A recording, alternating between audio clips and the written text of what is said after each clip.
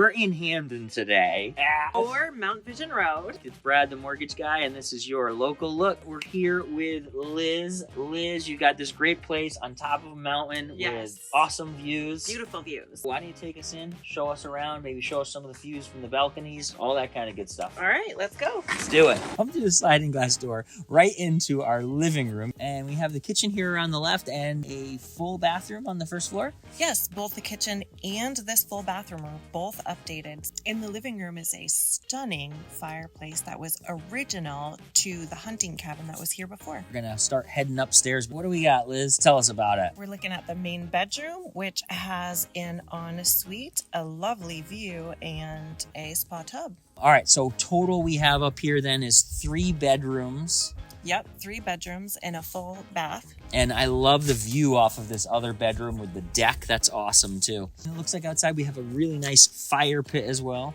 There's also a 1-car garage as well as a lovely waterfall with a beautiful Zen garden. Hampden, thank you so much for having us here. This is a great location. You really have to come check it out. It's at the end of a dead-end street. If you want to take a look at this property, hit Liz up. She'll give you a private tour. You want to get pre-approved, that's what we're here for.